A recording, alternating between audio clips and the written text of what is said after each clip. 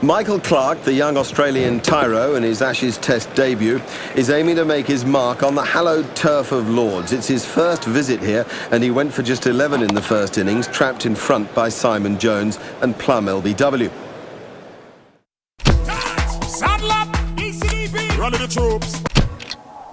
The players and the umpires are making their way to the middle for the start of play in England's first innings. There are Marcus Trescothick and Andrew Strauss, who surely are looking to build the base for England's total.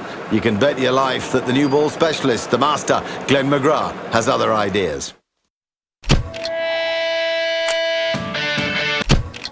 Ricky Ponting is about to make a bowling change. Yup, it's Shane Warne who's coming on to bowl his first ball of the innings. He'll bowl in tandem with Brett Lee. Now that's a useful combination for the Australians. Spin at one end and speed at the other as they look to make the breakthrough.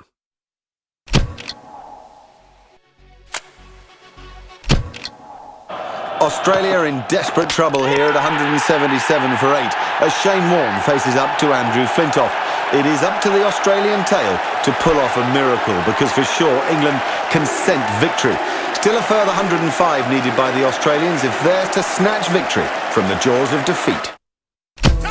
Saddle up, ECDB, run to the troops. Adam Gilchrist has gone and Australia are struggling at 186 for 6. Shane Warne and Michael Clarke are together. They've got to rescue the innings and somehow avoid the follow-on. Warne looks in good touch. We can't rule anything out from him. Michael Clarke, of course, is injured as he faces his first delivery from Simon Jones. Yeah, you've got problems. Australia are 135 for 3. Ricky Ponting's unbeaten on 48, and he's the key to the whole thing. England, of course, desperate for quick wickets as they're pushing for victory. There's still a 288 difference between the sides, but it's the resolve of the Australian captain that could decide the whole afternoon.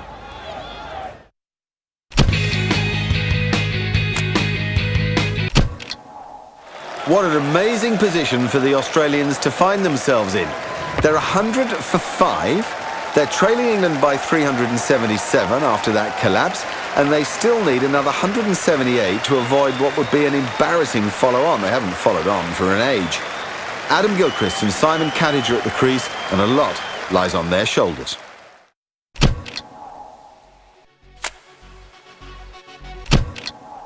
Geraint Jones is out then, trying to hit Shane Warne down the ground. That was a steady catch from Michael Kastrovic. The tail is under such pressure. Still 13 needed to seal victory for England as Brett Lee starts a new over to Matthew Hoggard. Australia are proving just what a good and fighting side they are, and suddenly they have a real chance of stealing this win away from England.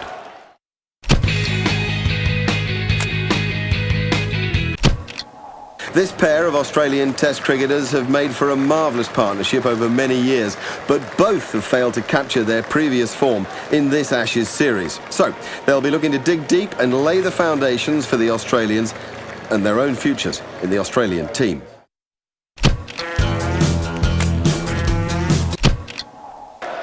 Bad light and rain have dogged the Australians' efforts to get out there and have a crack at pulling off an incredible victory to tie the series and keep the Ashes from England.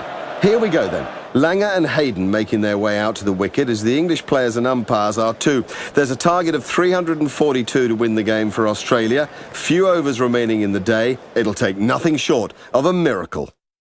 Yeah, you've got problems.